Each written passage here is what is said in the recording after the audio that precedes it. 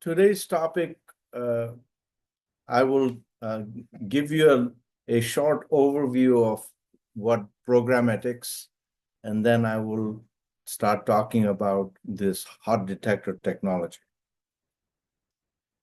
So, I've prepared this presentation with not too much technical details because I'm not sure what sort of audience we have, but at least you'll have much better idea of what type of research we are doing.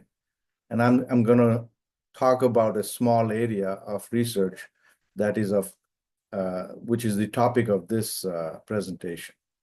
So first, let me discuss the entire idea of College of Engineering from my perspective. This does not represent the entire College of Engineering, but the programs that I'm involved, how I see those programs. So I envision that the College of Engineering programs can be, as an analogy, we can say it's a system on a chip. A typical system on a chip has many layers, right? Many functional layers. Similarly, in our program, we have multiple functional layers. The bottom layer, I call it iDisplay. iDisplay is a program which is actually on the web, where it allows us to do interactive collaboration with various universities or companies. And then also we do crowdsourcing, things like that. So it really builds an ecosystem. And lying on top of that is Virginia Microelectronics Center, which is our core capability to fabricate materials and devices, do characterizations and things like that. And on top of that, we have three different STEM program, or we can say workforce development program. These are A-Star, Aspire, and V-Star. And then we have CCI is integrated within this framework. And finally, VAST, Virginia Alliance for Semiconductor Technology. So with this integrated vision, we are able to do research from very fundamental science to take it all the way to prototyping. And of course, we have education, training, research, collaboration, etc., as you see on the right. One important thing is that as we do research, some of our research are funded by Air Force, for example, but we also do a spin-off research to make this technology, which are military relevant, but also can be used in commercial domain. So their requirements are different. So just quickly, what is a convergence lab? If you look on the left, the convergence lab, or CLI, has the infrared, radio frequency, edge technology, and electro-optics, the inner dial. Those are the main thrust areas. And then they are the fundamental science on the outer side, such as microelectronics, AI, ML, neuromorphic, biomedical, arts, and quantum photonics. The research in quantum photonics, microelectronics, etc., enables new capabilities within the thrust areas. So that's why it's converging. The science is converging into applied science in the inner dial. And on the right, you can see it's a focus on driving innovation for defense sector. Although, as I've said, at the bottom you see we are very interested in commercial spin-offs. It is a strategic workforce development program as well. A one-stop. We are hoping that it'll be a one-stop national center for talents, R&D, technology, metrology in these thrust areas. So let me quickly say a few words about the STEM workforce program that we have for our undergraduate students primarily. So we have three programs right now. One is the Aspire, which is funded by the C5ISR Army, US Army. The A-Star is funded by AFRL. And the VA Star is actually just gotten started, and students that are coming for the STEM program under this is coming from VAST program. I'll say a few words about VAST. So the second layer that I talked about, VMC, Virginia Microelectronics Center, it is actually, we have two clean room facility. One clean room facility allows us to fabricate devices, photonics or microelectronic devices. And then we have another clean room area where we can fabricate materials, semiconductor materials.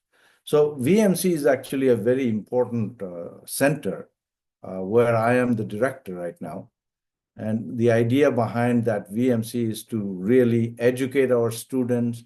They get hands-on experience, as well as we do research in various microelectronics technology. We are aligned with what's called the Virginia Alliance for Semiconductor Technology, which is the VAST program, is funded by state of Virginia.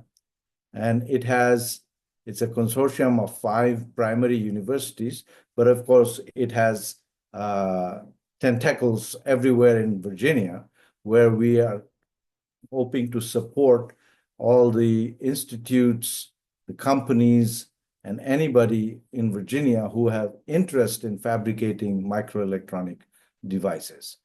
So we are now actually upgrading VMC. There's some renovation going on. So Convergence Lab, as I said, has 3 thrust areas, but it is also supported by modeling and simulation. And I'm not going to read this. So the one primary area, modeling and simulation, the research that I'll be talking about is actually stemming out of from the modeling and simulation part in order to verify our modeling capabilities. Then we have electro-optics and infrared, which are typically ITAR controlled, the research in there. And then we have radio frequency and communication, where we are looking at different vulnerabilities in radio frequency for 5G plus, 6G, etc. You know, what kind of cybersecurity you need, as well as developing communication beyond 5G plus. And then finally, we have an area called edge technologies, which is simply technology to develop computing capability at the edge, where you may not have cloud services, or you may not have expensive, big, powerful computers. So we're trying to make components that can do processing with very low power, very low size, weight, etc. So that's the edge technology. So that's kind of gives you a little overview of what Convergence Lab and our vision of the integrated program within the College of Engineering. That's, I'd mentioned about iDispla. What it does is it creates an ecosystem, and we have an ecosystem where we have integrated many, many entities within this iDispla program. I'm not going to get much into it, but now let me get into the topic, the main topic, which is the design and development of hot IR detector.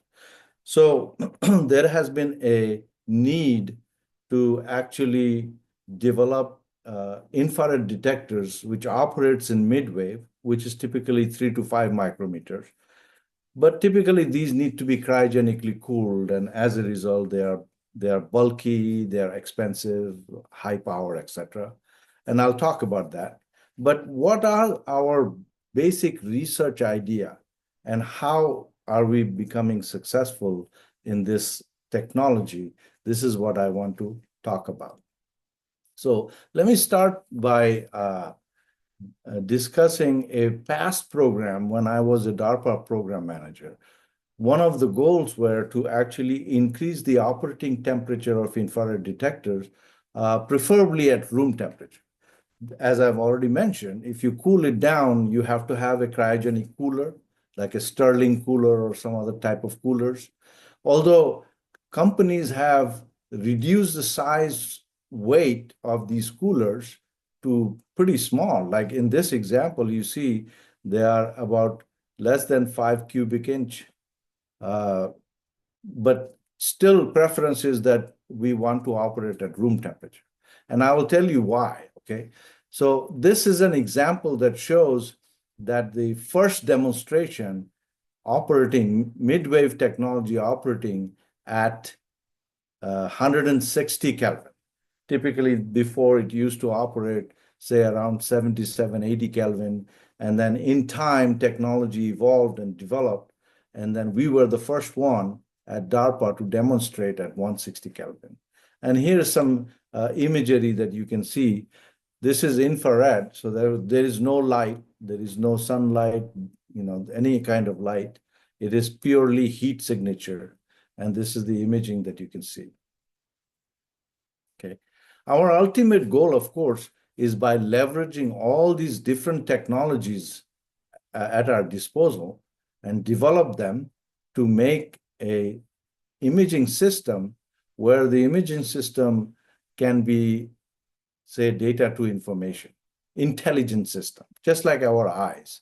Of course, our eyes are just a simple cameras, but it's the visual cortex that does all the heavy lifting. And so what we want to do ultimately is to create an imaging sensor which is very intelligent, just like human beings, etc. Of course, getting to that point is not going to be that simple, but the idea is how can we push more intelligence into the image sensor? In a sense, enable imaging systems to deliver high value, salient, contextual, and intelligent data, rather than just a morphological image or video. Okay, that doesn't tell you a whole lot because there has to be somebody involved with it. But if you want to automate it, you really need to make it very intelligent. So let's get into this. First, I want to introduce the types of infrared detectors, typically within globally, and I think the most advanced detector technologies within the US. There are three primary designs that are used today. One is called the MESA architecture. The other one is called HD-VIP, which is high density vertical infrared photodetectors. And the other one is planar. They all have their own different advantages, and I'm not going to get into details. But recently, Type 2 superlatives and NBN design are becoming, somewhat popular. So, in a sense, there are therefore four types of design. These two included within this design, and that's the mainstay. In the past and also currently, people are working with quantum well designs, quantum dot designs, microbolometer design, etc. But microbolometer design doesn't have any mid-wave technology. It's mostly long wave. So this type of device design, now if you use these type of device design, you pretty much have to cool. So we had to come up with a new design which does not necessarily require cooling. Okay. But let's keep talking how the current technology actually is integrated and how it works. So typically what you have the detector. If you can see my cursor, let me see if I make a laser pointer. So this top part is actually the detector. When infrared radiation comes in, it detects that radiation. Then it is actually mated, or it's called hybridized, using a flip chip bonding technique where it is hybridized to the silicon circuit. And here's the whole thing. So this one piece is just this little red dot. And you have an array of these red dots making a whole focal plane array integrated with the readout integrated circuit, which is made in silicon. So already you can see that drives cost up because this type of thing, although it has matured quite a bit, but it takes a lot of effort to make such a technology. And then this chip, the sensor chip, which we can call it hybrid IR sensor, that goes into the system, which has optics, electronics, and cooler. And you can see this whole system can become very big and expensive and heavy. And we have such cameras at our lab. And so the question is, the whole imaging system, the heart of the system is this sensor, this big sensor that I talked about.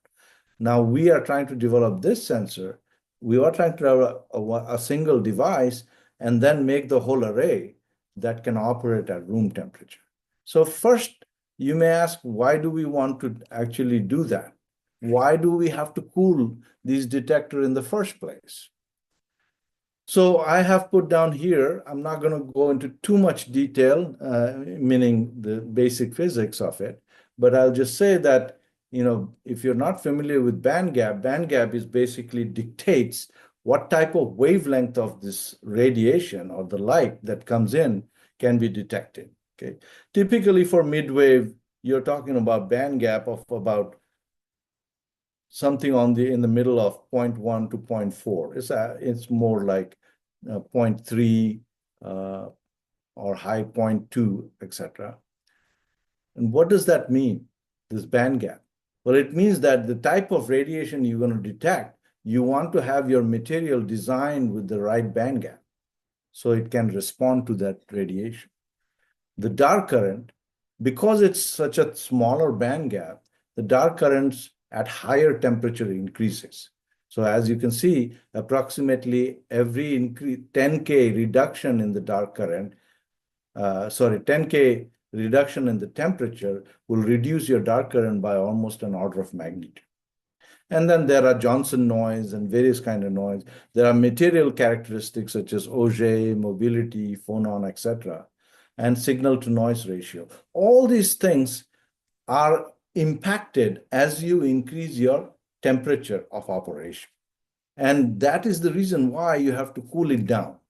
To explain this even further, if you look at just some little basic physics, I'm not going to get into too much detail, but if you look at a band, say conduction band on top, valence band bottom, then you will dope the semiconductor, N-type in this case. I'm just giving you an example here. You dope it with the foreign atoms, which contributes electron because it has a low energy of activation. But as you increase, if you look at the right, look at this right, x-axis is temperature and y-axis is normalized carrier concentration. So you can see this line, as the temperature increases, the extrinsic concentration start to populate the conduction band and this region becomes extrinsic region. This is the region where we want to operate. In this example is for silicon, of course. The infrared detection material, such as mercury telluride, it's going to be a little bit different, although the shape will be the same. What is important to note is this dash line. The dash line are the temperature-induced carrier concentration, which is typically called intrinsic carrier concentration. You don't want that intrinsic carrier concentration. You really want to minimize that. So as you can see, therefore, you have to back off in temperature. If it was mercury cadmium telluride, for example, this dash line will start pretty early on. So that is the reason why you have to cool them. Okay. Here's further explanation. So a standard detector design will be a PN junction. So this top area is P-type, bottom is N-type, and this shaded region is the depletion region with dotted line showing metallurgical demarcation. So in this design, if you represent that with band representation, band energy, you can see that P side, and when the photon comes in, this is a photon for infrared at a given wavelength, it excites an electron from the valence band into the conduction band. And now electron cannot go to the left side because there is a big barrier. So electron goes this way and hole goes this way. The hole bubbles up. So now in this conduction, this electron is collected in the circuit and goes through the circuit. That current is proportional to what the photon impinging on the material. Okay. And you can see there are two transitions here. The blue one is due to temperature. As the temperature increases, the blue transition becomes stronger and stronger, as I've shown here, this dotted line. And red one is the photon. So we really want the photon-induced electrons and holes which is the red line transition, rather than the blue one. And that is the reason we have to lower the temperature. Okay, but so if you look at further here, this is the intrinsic, this dashed line that I talked about, intrinsic carrier concentration versus temperature. Now this is 1 over T. This is a standard way of representing. So that means the lower temperatures to the right side and hotter temperatures to the left side. Notice this red line that I have drawn here. It is the room temperature line. If you look at it, this particular one, which is mid-wave, this blue line that my cursor is going through, if I operate at room temperature, look at what the carrier concentration is. It's almost like 3 times 10 to the 15. Well, this is typically doped at 10 to the 14. If the intrinsic increases beyond that, there will only be noise. So therefore, what you can think of this more in the elementary charge signal to noise. The signal charges are the charges because of the photon impinging, versus thermal charges, which is this one, which is due to temperature. So let's go down to very low temperature, you will see this ratio will be high. As you increase it, thermal charges start to increase. Signal charge doesn't change because it depends on the photon that's coming in. And as you increase the temperature, thermal charge increases, and then this ratio becomes less than 1. So at higher temperature, you don't have good signal to noise ratio because it's overwhelmed with noise current, which is typically called dark current. Okay. So how can we increase the operating temperature of an IR detector and still maintain the performance of a cool detector? And that's what I will discuss here. So our new design shown on the left side is really like a MOSFET structure. What we have is we have substrates in the bottom. This can be any substrate that is compatible to the material that we're growing.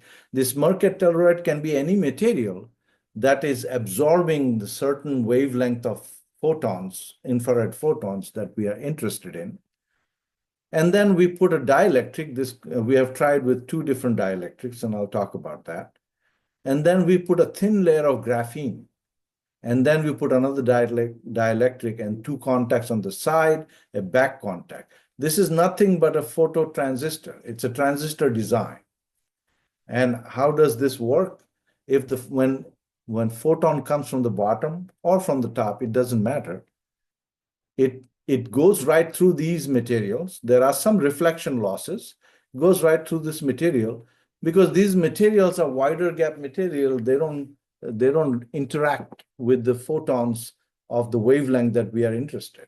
This middle region, which is absorber region, that is the region which is of most important here because that will absorb the light. That will absorb the infrared radiation and create electron and hole pairs. And those electron hole pairs, those are the carriers that conveys the current, right? So when electron hole pairs are created in here, by applying bias here, say positive charge, then it will polarize the charges. So we have electrons in the bottom, holes on the top. This creates an electric field. This electric field will induce charges, which draws charges from source to drain. So that means that when the electron hole pair are created in the absorber layer, it induces a proportional charge in the channel layer, and the conduction through the channel is the photocurrent that we want to measure. So you can see the actual photocurrent is separated than the actual absorbing material. With this design, we were able to demonstrate room temperature operation, and I will show more. So typical standard focal plane array are actually 2-terminal devices. With a transistor design, there are 3 terminals, right? So, but we can be clever about it, and we can tie the source contact with the gate, and then drain contact as a positive bias, for example. Then we have only two contacts, this one and two. And then we can integrate with readout integrated circuit. If you look at this design in a band representation, you see when photons come in, electrons jump into the conduction band, holes in the valence band, and they get polarized. So this is your oxide layer dielectric, this dielectric that I'm talking about right here, this dielectric, and then this is the graphene. So under this condition, you can see the current will flow through the graphene as long as we have enough charges collected in here. So this structure, I'm redrawn over here. If you look at this graphene dielectric, so graphene, which is a thin material, it is sandwiched with two dielectric material on top of the absorbing material, the actual material that absorbs the photon. If you look at the transmission, you see graphene transmit right through. So it doesn't matter if photon comes through here or there, most of the photon will get absorbed in the absorbing layer. So it does not impede in our photon absorption process. On the other hand, the actual absorber in this particular case happened to be mercury telluride, but like I said, it can be any type of material that is responsive to the particular wavelength of infrared light. You can see the transmission as the transmission becomes very small because it's getting absorbed. And at only about 4.4 micron, it starts to transmit. So that means any photons, any infrared light whose wavelength is somewhere between, say, 3 and 4.5, this, of course, this design can be changed. By changing, say, it's a mercury, cadmium, telluride, I can change the concentration of cadmium with respect to mercury, and I can change the gap, and I can shift this absorption edge longer or shorter. That's the beauty of this material. Okay? So you can see there is very little absorption in graphene, but most of the absorption happening in the actual mercantile material. Any questions so far, or maybe questions can be later? So when we are developing, we have to analyze and test and measure various characteristics. Here's one of the important characteristics I'm showing. One is called charge density, sheet charge density, because it's 2D material. And on the right side is mobilities, how easily the charges can move. So these three curves represents just, I've shown here, N-type material, this blue one, graphene, and graphene with dielectric, in this case, aluminum oxide and mercury telluride. You can see the sheet charge density is pretty high for mercury telluride N-type, which is much lower.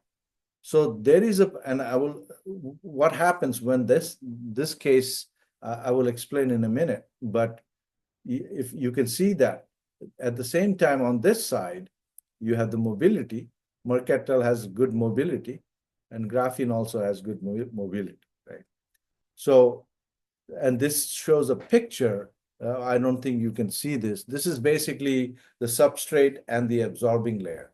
The absorbing layer over here is about 9 micrometer, and the substrate underneath with cadmium telluride is 10 micron, and then you have a large, thick silicon substrate. And the reason I'm showing this is later I will tell you what is the consequence of very thick layer. So here's the device, therefore, and this mercantile is 9 micron, right? So it's absorbing mostly all the midwave photons. That's why we make it very thick. But notice the graphene, as I've shown you, the graphene charge density is, almost 2 times 10 to the 13, much more than actual absorbing layer. So therefore, without any photons, without any radiation, if you bias this line, you will see there will be a constant conduction through it because graphene is very, very conductive. We just want it a little bit lower doping, but it is very difficult to control doping density in graphene. So we came up with a clever idea. How do we deal with that? So if you look at this diagram, so imagine photons coming in from bottom or top. It really doesn't matter. Then this line, if you can see my cursor, this is where the current flowing with no photons, no light. And then when light comes in, the current jumps up and the light is turned off, current, and so on. So you can see the device is responding, right? But it has a very high pedestal, DC offset of 28 milliamps, whereas the signal riding is only 43 microamps. Okay. What we need is to remove this because this pedestal is nothing but dark current. Because at room temperature, it is very high carrier density in there. And this dark current is primarily coming from graphene simply because graphene is just a conductive channel. But if we do DC offset, if you do some AC coupling trick, you will see this same diagram shown here is now when light is on, you have the signal. When light is off, instead of this 28 milliamps, you have very small amount of current here because we have done AC coupling. Because the current DC offset is a constant value, it's easy to subtract it out. And therefore, you get a nice signal coming in. And this is all at room temperature. So after the AC coupling, you can see the signal current remains 40 microamps. The noise current is now at nanoamps. So we have pretty good signal to noise ratio of 72. So, well, this is not preferred, but you can do it. This technique is known, in the community, but we want to make sure that we want to design something that the noise starts with much lower anyway. So which means that we have to reduce the doping density of the channel, which is the graphene. But as I've said, you cannot reduce the doping density of graphene. At least so far, we could not do it. So we have to come up with a different design, different material. And that's what I will talk about in a minute. But before that, you can see another interesting thing we saw if we use hafnium dioxide versus aluminum oxide, we have much more advantage in using hafnium. You see on the left is the same device structure I talked about, but it used the dielectric as aluminum oxide. And you can see photocurrents are on the order close to like 20 microamps. But if you use hafnium, your photocurrent jumps up to 250 microamps. Significant, 16 times better. Why? Well, because remember the design uses a field effect. So if you use hafnium oxide, it has a very high dielectric constant. Your field is much stronger. As a result, you have more charges induced, more modulation in the channel, and therefore the photocurrent increases much more. So with this finding, this is what we're going to use in the future. Okay, but we still have this challenge that I talked about, this challenge of this pedestal of DC offset. That's because the graphene is so heavily doped. And I'll mention what we'll do about that. But another proof of concept is what we use a figure of merit called D star, which is basically normalized to area the signal to noise. Okay, I'm not going to get into detail, but with the aluminum, so it is actually a figure of merit that tells you how good is a detector A versus detector B versus detector C. So we are comparing this with the state of the art. The state of the art at 77 Kelvin is this purple line. So this is where the red line that go across is the state of the art. But they are at cryogenic temperature. In our case, the two cases, aluminum oxide versus hafnium oxide, you can see the D star value approaching. With the hafnium oxide, we are very, very close. So we are less than an order of magnitude. So a little bit more because we had the noise pedal, right? If we improve this further and bring this data point over here, so that means it goes like that, then we are on par with the state of the art, at least at the detector characteristic purposes. Right now, we are 2.4 times 10 to the 10 joules, and state of the art is about 10 to the 11. So we still have a little ways to go to get there. So the next thing we are doing is now thinning this material, the absorbing material, the purple material, thinning that down to 1.5 to 2 micrometers. Typically, they are, like I showed you, 9 micrometers. Or if you're detecting 5 micron, you need to have a thickness of a minimum of 5 micron or greater, right? But we are thinning this down. If we thin it down, that the volume reduces and the thermally generated carriers also reduces. But when you thin it down, the absorption also reduces, which is another problem. So how do we battle that? I will talk about that in the next slide. But this orangish color is the channel. Now, this channel, the current design, the channel has very high carrier density, and therefore the DC pedestal is very high. We can replace this with, say, germanium or any other material, which can be low doped, much lower doped. Instead of 10 to the 13, we want to like 10 to the 10 maybe, or 10 to the 9, very low doped. Then the modulation, ceiling is going to be much higher. And therefore the signal would be much higher, and signal to noise ratio would be much higher. That's the idea. But we have to solve the problem of thin device. If it's thin, then most of the photon will go right through it. Only small amount will get absorbed. In order to deal with that, we are designing something called a metastructure. A metastructure designed in such a way that when photons come through, they actually go to the side. They have modes that spread in the lateral direction. And therefore, even if it's thin, it will absorb. And we have demonstrated this already. My students have already demonstrated theoretically that we can actually absorb, well more than 80% compared to a thin Mercat telluride without metastructure. So now key points to note here is that we will replace this with a low dope material, perhaps germanium, and then these dielectrics will be hafnium oxide, and then we'll thin down the mercatel or absorbing layer, and then we'll add the metastructure to increase the absorption. With this design, our performance should be at state of the art. But that's not enough, because we get to the state of the art only one detector. Now we have to make a whole array of these detectors, and they're another challenge.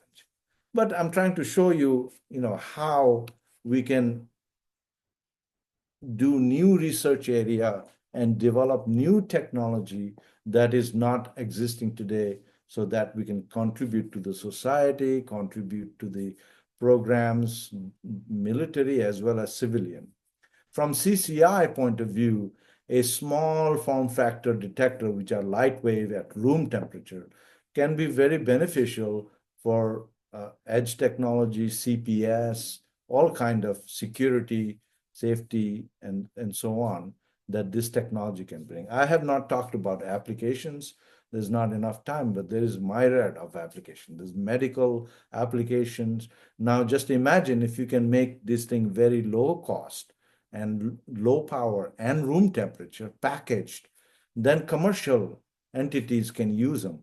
And even a doctor's office can have this technology to see blood flow, to see, breast cancer, and many other things. From a automation perspective, robotics can use these type of technology. We can't put a big cryogenically cooled thing on a robot. The robot has to be huge itself. So lightweight, small, compact design will allow even automation in robotics, in industry, and in various different applications. So in summary, really, starting from the integrated vision that I talked about, we found that this integrated approach really provides good experiential learning, and for our students, it is help with the research because we have the core capability as well as other programs all integrated together, and then the VMC area where the students, we have current students who are being trained, they do research, they learn, and become really competent engineer. From this specific device design project that I just talked about, and we have many such projects, okay? This is just one example I'm talking about. This MWR photo FET design shows very promising. And our students have presented this and have socialized this idea with other scientists and engineers in the community. And it looks very promising.